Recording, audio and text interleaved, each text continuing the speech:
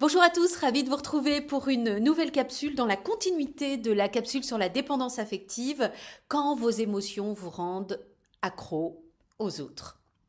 Il n'a pas répondu à mon message, je dis il, je pourrais dire elle bien sûr. Il n'a pas répondu, ça fait bien 5 minutes qu'il n'a pas répondu à mon SMS. Est-ce que j'ai dit quelque chose de mal? Peut-être eh bien qu'il m'a oublié, peut-être même pire, il m'a remplacé, il est avec quelqu'un d'autre, il me trompe. Et puis finalement, il répond et il dit désolé, j'étais sous la douche. Vous avez peut-être déjà vécu ça, ce moment où une simple absence de réponse devient un véritable scénario catastrophe dans votre tête. C'est la révolution à l'intérieur. Si oui, eh bien si oui, c'est le cas, restez avec moi. On va parler des émotions et de leur rôle dans la dépendance affective. Pour ceux qui n'ont pas vu ma précédente vidéo, ou bien qui n'y ont rien compris, la dépendance affective, c'est quand votre bonheur dépend beaucoup, voire un peu trop des autres. Vous avez besoin de validation constante, vous avez du mal à être seul, et parfois, vous restez dans des relations qui ne vous respectent pas, des relations toxiques. Et devinez quoi?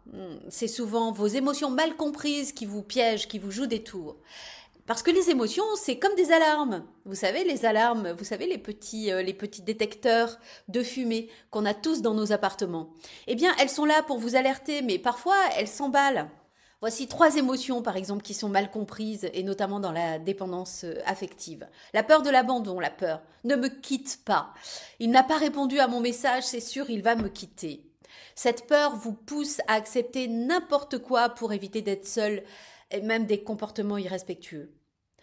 Ça peut être vous soumettre, réprimer votre besoin de sécurité, ou alors c'est carrément lui rentrer dedans. La deuxième émotion, la honte. Je ne suis pas assez bien. La honte, c'est cette petite voix qui vous dit que vous ne méritez pas d'être aimé, que vous n'êtes pas assez bien. De toute façon, elles sont toutes tellement plus belles et tellement plus intelligentes que vous. Et le résultat, eh bien, vous restez dans des relations où l'on vous dévalorise. La troisième, c'est la culpabilité. C'est de ma faute, de toute façon, quand ça va mal, c'est de ma faute. Vous prenez toute la responsabilité des conflits et parfois même, vous vous excusez, même quand ce n'est pas votre faute. Attention aux manipulateurs. Ils adorent se jouer de ça.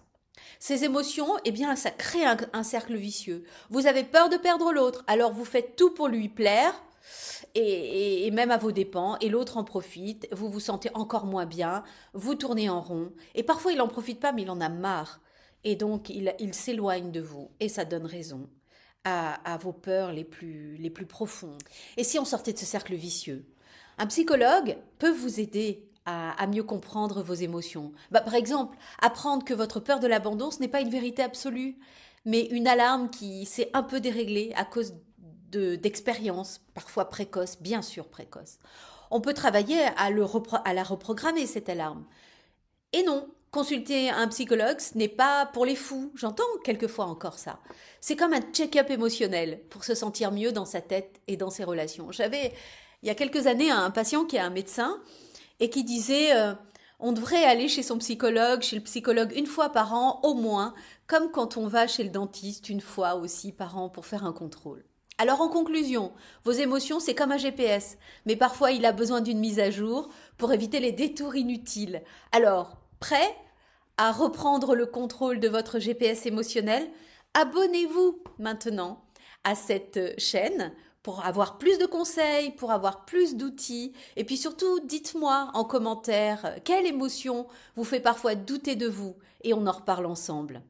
À très vite.